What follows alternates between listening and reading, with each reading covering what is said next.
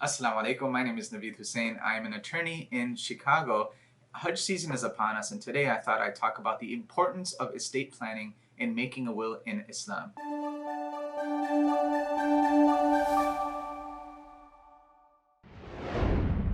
We know that in the Quran, Allah subhanahu wa ta'ala talks about inheritance, and also there is a hadith of the Prophet sallallahu alaihi wasallam which says that no Muslim should pass more than 2 nights without making a will if he has something to bequest. What does an Islamic will do? An Islamic will is a legally binding will that denotes what happens to your property after you pass away.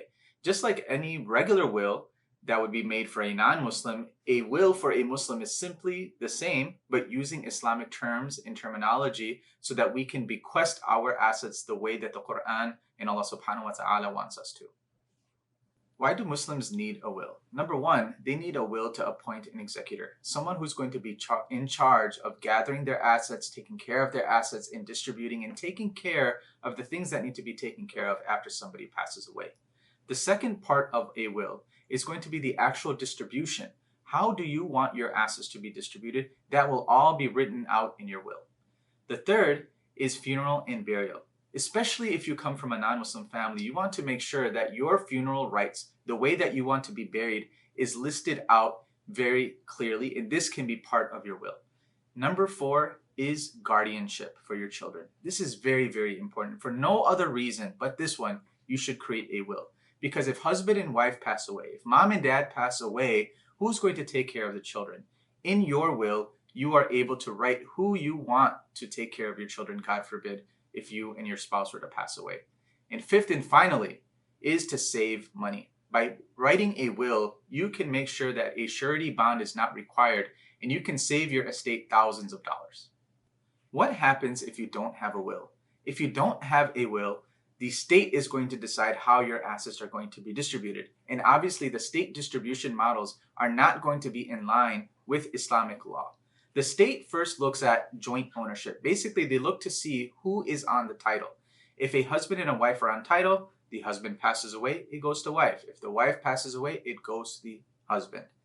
The second thing that the state is going to look at if there is no joint owner is there a beneficiary? So for example, in 401ks, life insurance policies, you can denote a beneficiary and that's where it will go. However, if you don't have a joint owner, you don't have a beneficiary listed, then you are left to the state and the state distribution model. And finally, if you do not have a will, you are exposing your estate and your children to extra fees and cost and time to go through probate court, which could have been saved if you just simply wrote a will. What is a power of attorney? A power of attorney is a document which gives somebody else the ability to make decisions and to do actions on your behalf if you are not available or if you are incapacitated. These powers of attorney usually deal with healthcare decisions and financial decisions. So the will, for example, helps somebody after they pass away.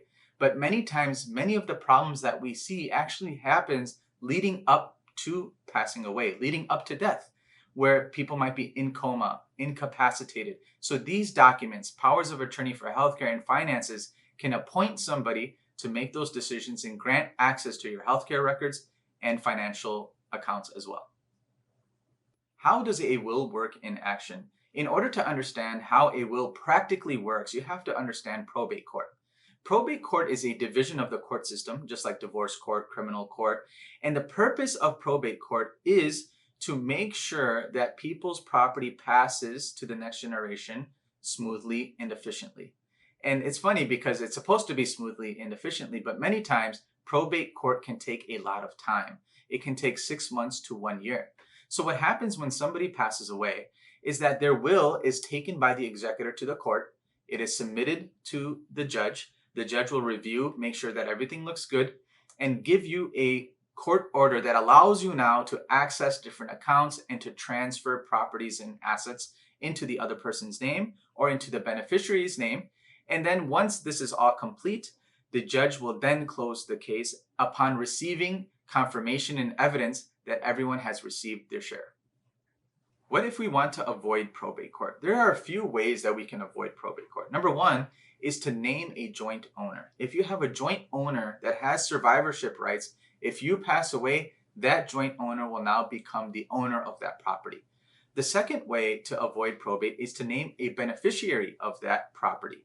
So be that a 401k account, a property, a life insurance policy, each one of these types of accounts can have a beneficiary listed, and if you were to pass away, it automatically goes to that individual.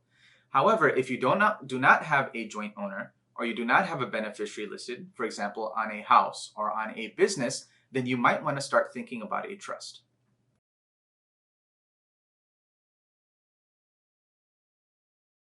The benefits and the purpose of a trust can be many. Number one is to avoid probate. Anything that is part of a trust, anything that is owned by a trust, can bypass probate and go to the beneficiaries without any state involvement. So that's number one. You get to avoid probate by creating a trust. Number two is that you can actually protect money for the children. So for example, instead of the children receiving all of the money the day you pass away, maybe they're still young, maybe they do not have the financial wherewithal to manage these funds, you can appoint a trustee. And that trustee can manage this money, they can grow the money, give the children money as needed, and upon them turning a certain age or achieving a certain goal, then that money could be released to them. There are also many other types of trusts, such as irrevocable trust or charitable trust, that can help you save on taxes, can help you if you get sued and save you from liability, and also be a mechanism to make charitable contributions into established foundations so that your giving can last for generations at a time. Here at Farooqi and Husain, we have been helping Muslim clients for the last decade, helping them craft a unique and customized estate plan that takes into consideration their assets, their goals, and their religious beliefs. Give us a call at 630-909-9114 or visit our website at www.farooqihusain.com to schedule your consultation.